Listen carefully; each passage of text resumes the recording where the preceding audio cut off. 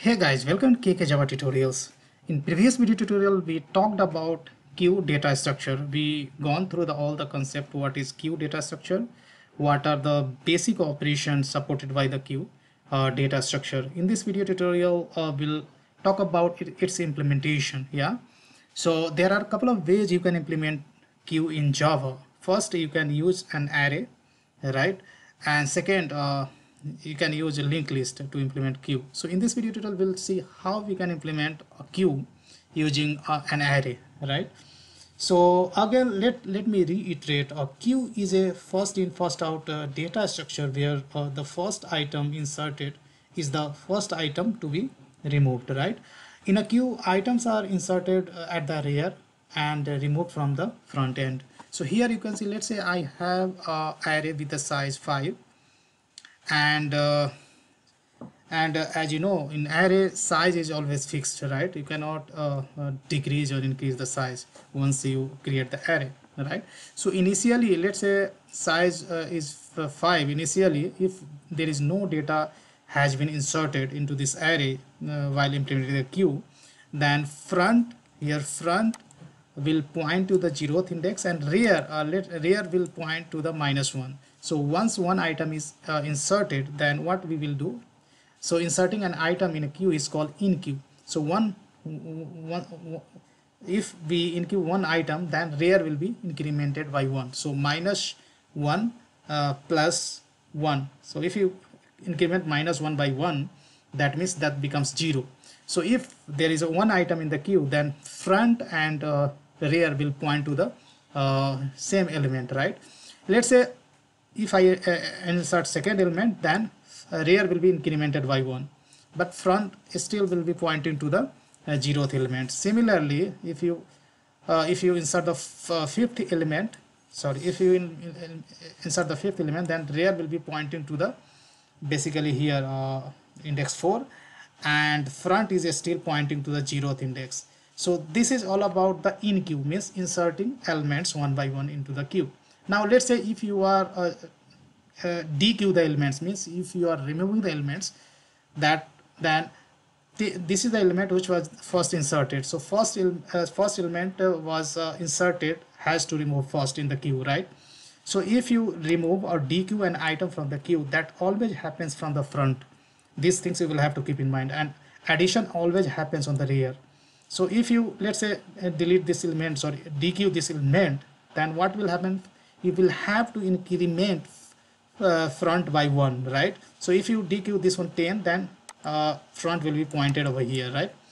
So there is some vacant space happened. If you keep dequeuing the elements, then in left side there will be some vacant space, right? So element is not available, but still you are acquiring the memory, right? So there are a couple of ways you can solve this problem. What we can do, let's say if you dequeued let's say you dequeued one item, then there is a one vacant space over here. So you can left shift all the elements which is on the right? But this shifting operation is really expensive operation in Java, right? You have to create one array, copy all the elements, right? So this operation is really expensive. So other option what we have, we can implement a circular queue where front and rear starts pointing to the beginning of the array once maximum size is reached, right? So that concept I am going to apply. So here we will implement as a circular queue, right? So if queue is already full, right, then we will reset front to 0 and rear to -1 again, right? So here I have created a class. Here we required few variables that I'm going to declare over here. So here I'm going to declare first of all private int max size, right? So if user wants to create a queue, has to give the max size, that's why this variable is needed. Now next thing, I'm going to create a private int, and here front, right? Front, and again we required another integer value that will represent rear, right? Rear. Now we required one more variable, private int current size. So guys, one thing I would like to make it clear over here, when you implement a queue, then queue can hold any kind of data. So you have two choices: either you can implement a generic class, queue class, and while creating the object of this queue class, user will pass what kind of object user wants to hold by this queue. Here I'm just I'm to make this demo easier, just I'm assuming this queue is holding the integer data type. Okay, so these things you will have to keep in mind. Yeah, so we required basically all the variables I have declared over here. Now here I am going to create one constructor. Yeah, so let's create a constructor here, but here only user has to pass the max size, right?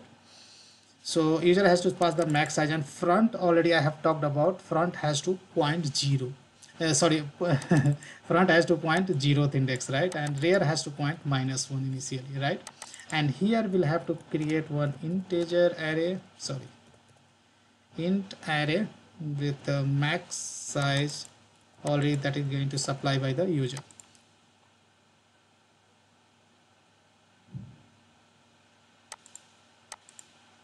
Sorry, here here we'll have to create one more variable, right? Private, let's say name of that it's not current size, but one more variable we required.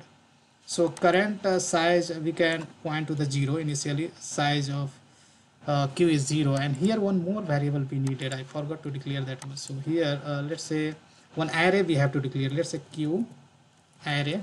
I'm going to specify this name, you may take any name. So here we require this guy as well, so this is type of integer, of course.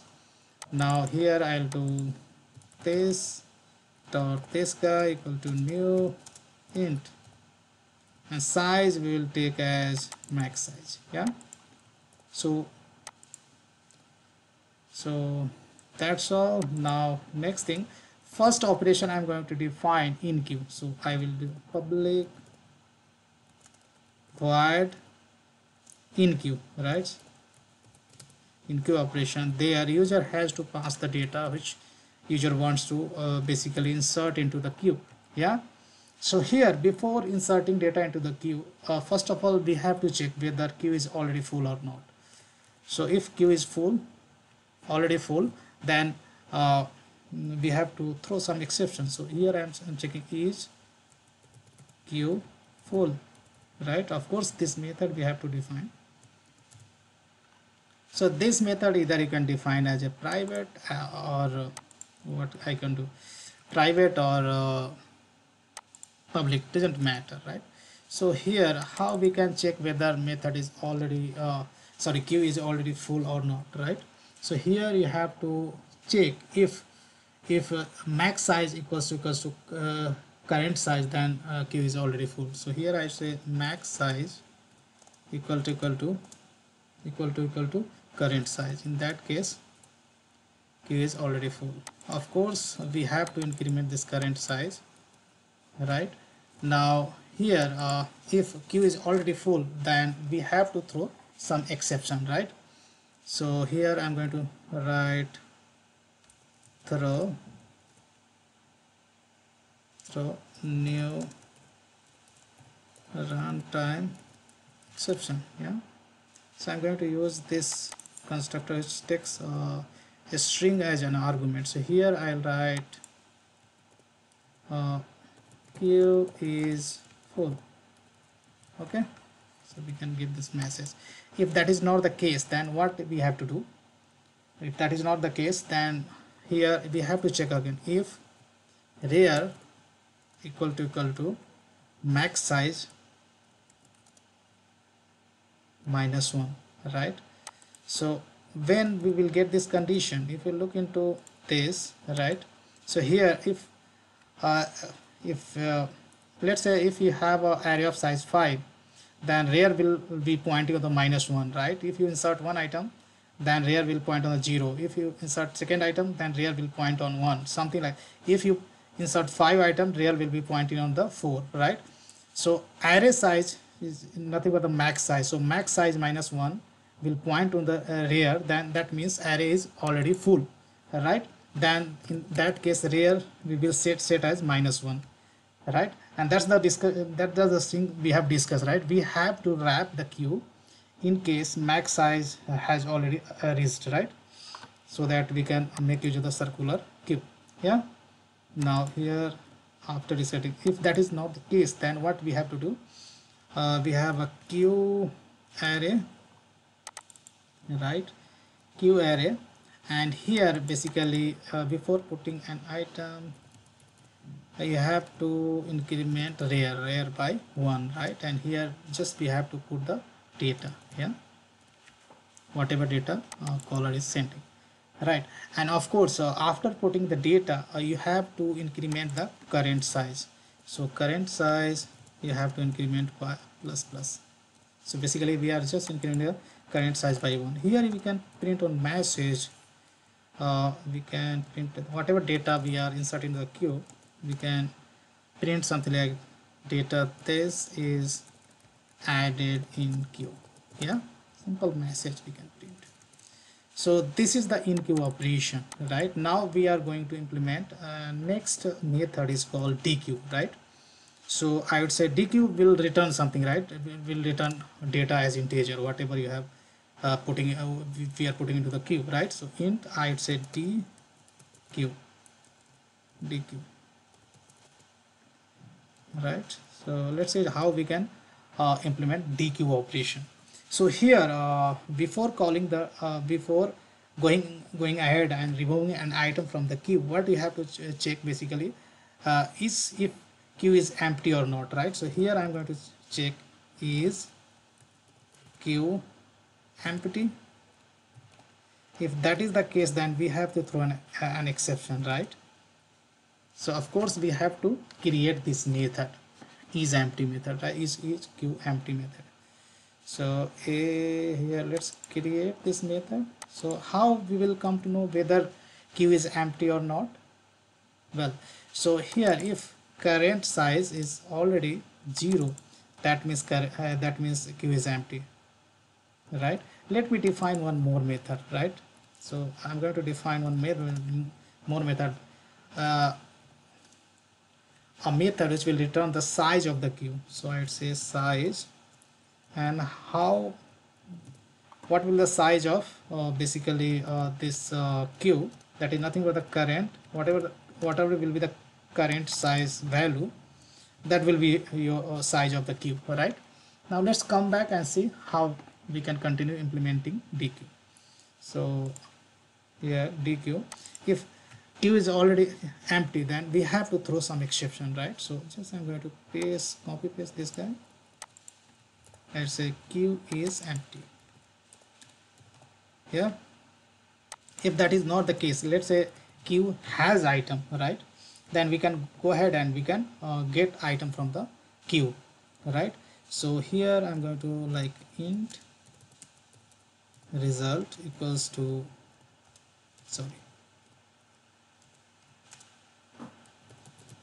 queue array, and here we will take item from the queue. So here this is dequeue operation, and we have already discussed dequeue or removal operation always happens at the front end, right? So I will write front, yeah, front plus, and front has to, after removal an item from the queue, front has to increment by 1, right? So that front will point to the next item in the queue. Yeah. So here just I'm taking front element from this queue array and incrementing front by 1, right? And one more case we have to take care of about here, because we are thinking about the circular array. So if I check front equal to max size, then this is the one of the case where we have to reset our basically front value again to the 0, right? Front equal to 0, right? Why I'm doing this one? Here in what case here let's say we keep removing data from queue, right? So initially front value was 0, then we have incremented by 1 and we'll keep incrementing, right? So at some point of time, if rear sorry, if this is the total max size of our array, right? That is nothing but the 5. So initially we take item from the queue and increment front by 1. So initially uh, this front was 0, then 1 2 3 4 5, right? So if front equals to max size happens, that means all the items we have removed from the queue, and so that's what we want to reset queue to the 0, right? So that again front will point to the 0, and that's what we are resetting. We're thinking about the circular array, right? Now here, of course, afterwards what we have to do, here we have to, let's say if that is not the case, then current size after removing an item from the queue, of course current size we have to decrement by 1, right? And that's what I am doing. And finally we can return the result, right? Return whatever result we have set over here. Yeah, so this is our dequeue operation. Now this is our client program. Let's move ahead and create an object of queue, right? So this import should happen from this. What's the we need to rename this package. Sorry guys, I'm going to rename this package name. It was not dot stack but dot queue, because we are implementing queue. Package naming convention is not correct. So now we have our own queue implemented over here. Now this is the client program. Here I'm going to create an object of queue, which import should happen from here. Now here we have to supply the max size, so I'm going to supply 5. You can supply any value over here. Now I'm going to add some value, means in queue, right? In queue some value means adding operation is nothing but the in queue. So 10, first item I have added 10. So first item added in the queue to be removed first, right? What we have discussed. So now 10, 20, 30, 40, sorry, 50. Now we can check some operation, like we have a queue. We can check the size we have made as public, so easily we can check. So here you can see so these are the item we have added, and in queue method just we are printing when for every enqueuing item we are printing what value we have enqueued. So initially we have added 10, then 20, 30, 40, 50, right? And size is going to print as 5, what we are printing over here, right? So in queue operation we have tested, right? Let's say I would like to add one more elements, then this was supposed to throw an exception, right?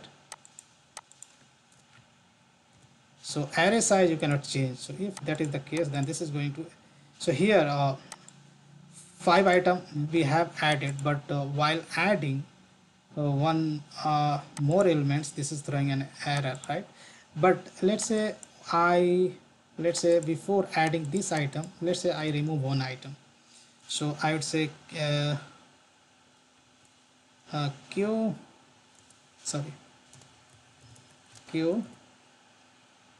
dot dequeue, right? So dequeue one item. So if I do dequeue, means first item this was the inserted, this will be removed, and after that if I try to remove one item, then that was supposed to work, right? Let me check. So here you can see, so when I dequeued one item, right, and then after I try to one more item, right, once I dequeued and then after I try to include one item, then that is allowing me to enter, right? And that's what we have implemented a circular array, right? So guys, we have checked enqueue and dequeue, we check the size, right? So this is the basically implementation of queue using array, right? So here drawback is that we have to go for the circular array, right? We are not doing kind of shifting operation. If some item we dequeued from the queue, then we are not shifting, instead just we are making the circular array, right? So that's all I wanted to discuss in this video tutorial, guys. I hope you enjoy learning this video. In next video tutorial we'll see how we can implement queue using linked list. So guys, big thank you for watching this video and see you there in the next video tutorial.